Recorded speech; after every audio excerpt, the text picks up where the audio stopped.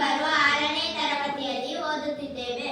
ನಾವೀಗ ನೀರಿನ ಸ್ಥಿತಿಗಳ ಮೂಲಕ ಒಂದು ಸೆಮಿನಾರ್ ಮಾಡ್ತಿದ್ದೀವಿ. ಈಗ ನಾನು 5 ಪ್ರಶ್ನೆ ನಿನಗೆ ಕೇಳ್ತೀನಿ, ನೀನು 5 ಪ್ರಶ್ನೆ ನನಗೆ ಕೇಳು. ಈ ಕೆಳಗಿನವುಗಳಲ್ಲಿ ಯಾವುದು ಘನೀಕರಣವನ್ನು ಅತ್ಯುತ್ತಮವಾಗಿ ವಿವರಿಸುತ್ತದೆ? ನೀರನ್ನು ಹೊರತುಪಡಿಸಿ ಆವಿಯನ್ನು ಪರಿವರ್ತಿಸುತ್ತದೆ. ಈ ಕೆಳಗೆ ಕೊಟ್ಟಿರುವ ಯಾವ ಪ್ರಕ್ರಿಯೆಗಳಲ್ಲಿ ಆವಿಕರಣವು ಅತಿ ಪ್ರಮುಖವೆಂದು ಗುರುತಿಸಿ? ಜಲವಿಲೀನವಾಗುವ ಬಣ್ಣಗಳು. ಕಾಗದದ ಮೇಲೆ ಬರೆಯುವಾಗ ಇಂಕ್ ಪೆನ್. ಇಂದಿನ ದಿನಗಳಲ್ಲಿ ನಾವು ಅನೇಕ ಸ್ಥಳಗಳಲ್ಲಿ ಹಸಿರು ಬಣ್ಣದ ಪ್ಲಾಸ್ಟಿಕ್ ಹುಲ್ಲು ನೋಡುತ್ತೇವೆ. ನೈಸರ್ಗಿಕ ಹುಲ್ಲಿನ ಸುತ್ತಲಿನ ಪ್ರದೇಶವು ಪ್ಲಾಸ್ಟಿಕ್ ಹುಲ್ಲಿನ ಸುತ್ತಲಿನ ಪ್ರದೇಶಕ್ಕಿಂತ ತಂಪಾಗಿರುತ್ತದೆಯೇ? ಏಕೆ ಎಂದು ನೀವು ಕಂಡುಕೊಳ್ಳಬಲ್ಲಿರಾ?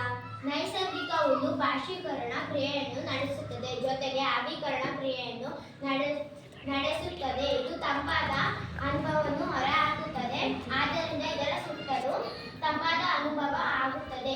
ಆದರೆ ಈ ಯಾವುದೇ ಕ್ರಿಯೆಯನ್ನು ಪ್ಲಾಸ್ಟಿಕ್ ಹುಲ್ಲು ನಡೆಸುವುದಿಲ್ಲ, ಇದರಿಂದ ಇದರ ಸುತ್ತಮುತ್ತಲೂ ತಂಪಾದ ಅನುಭವ ಆಗುವುದಿಲ್ಲ.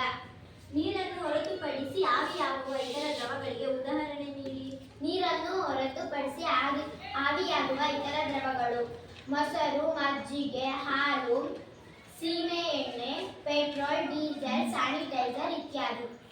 ಫ್ಯಾನ್ಗಳು ಗಾಳಿಯನ್ನು ಸುತ್ತಲೂ ಚಲಿಸುವಂತೆ ಮಾಡಿ ತಂಪಿನ ಅನುಭವವನ್ನು ಸೃಷ್ಟಿಸುತ್ತವೆ. ಒದ್ದೆ ಬಟ್ಟೆಗಳನ್ನು ಒಣಗಿಸಲು ಫ್ಯಾನ್ ಬಳಸುವುದು ವಿಚಿತ್ರವಾಗಿ ಕಾಣಿಸಬಹುದು, ಏಕೆಂದರೆ ಫ್ಯಾನ್ಗಳು ಸಾಮಾನ್ಯವಾಗಿ ವಸ್ತುಗಳನ್ನು ಬೆಚ್ಚಗಿಡುವುದಿಲ್ಲ, ಬದಲಿಗೆ ತಂಪಾಗುತ್ತವೆ. ಸಾಮಾನ್ಯವಾಗಿ ನೀರು ಆವಿಯಾಗಲು ಅದಕ್ಕೆ ಉಷ್ಣತೆ ಅಗತ್ಯವಿರುತ್ತದೆ, ತಂಪಾದ ಗಾಳಿಯಲ್ಲ.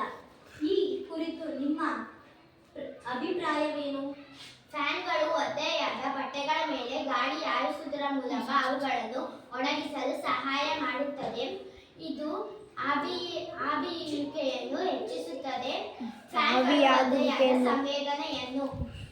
ಈಗ ನಾನು 5 ಪ್ರಶ್ನೆ ಕೇಳ್ತೀನಿ, ನೀನು ಆನ್ಸರ್. ಒಳಚರಂಡಿಗಳಿಂದ ಕೆಸರು ತೆಗೆಯುವಾಗ ಚರಂಡಿಯ ಅಕ್ಕಪಕ್ಕದಲ್ಲಿ ರಾಶಿ ಹಾಕಿ 3-4 ದಿನಗಳವರೆಗೆ ಹಾಗೆಯೇ ಬಿಟ್ಟುತ್ತಾರೆ.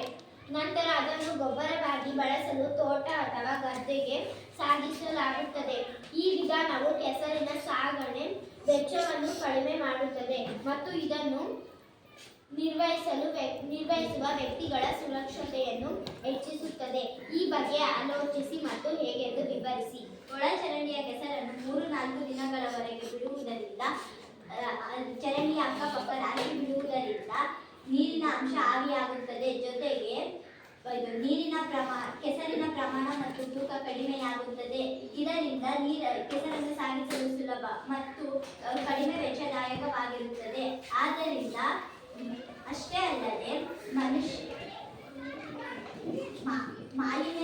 ಕೆಸರಿನ ಮಾಲಿನ್ಯದಿಂದಾಗುವ ತೊಂದರೆ ಮನುಷ್ಯನಿಗೆ, ಕೆಸರನ್ನು ನಿರ್ವಹಿಸುವ ವ್ಯಕ್ತಿಗಳಿಗೆ ಮಾಲಿನ್ಯದಿಂದಾಗುವ ತೊಂದರೆಗಳನ್ನು ತಪ್ಪಿಸಬಹುದು.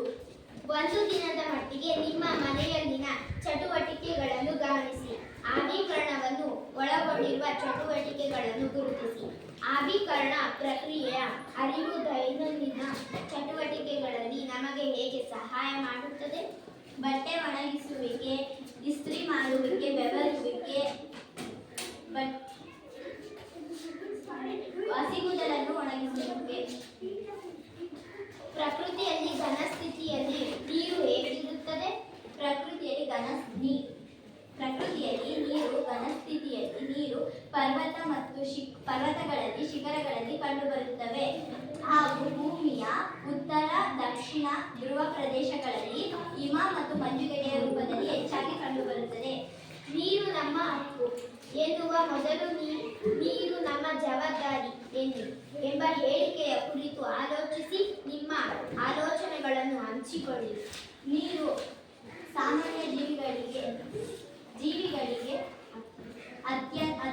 ಅತ್ಯವಶ್ಯಕವಾಗುವ ಮೂಲ ವಸ್ತು ಮತ್ತು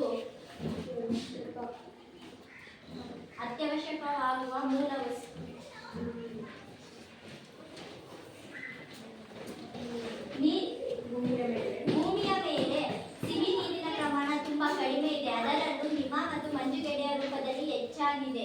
ನೀರಿಲ್ಲದೆ ಬೆಳೆ ಇಲ್ಲ, ಬೆಳೆ ಇಲ್ಲದೆ ನಾವಿಲ್ಲ. ಮನುಷ್ಯನ ದೇಹದ ಬಹುಪಾಲ ನೀರೇ ಆವರಿಸಿದೆ.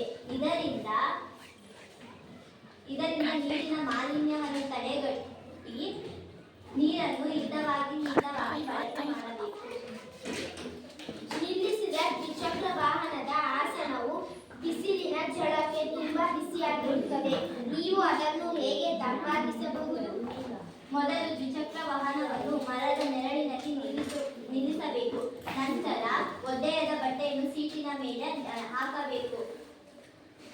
ಅದರಿಂದ ನೀರು ಆವಿಯಾಗುತ್ತದೆ. ಅಥವಾ ಸೀಟಿನ ಮೇಲೆ ನೀರನ್ನು ಚಿಮುಕಬೇಕು, ಆಗ ಅದು ತಣ್ಣಗಾಗಿರುತ್ತದೆ.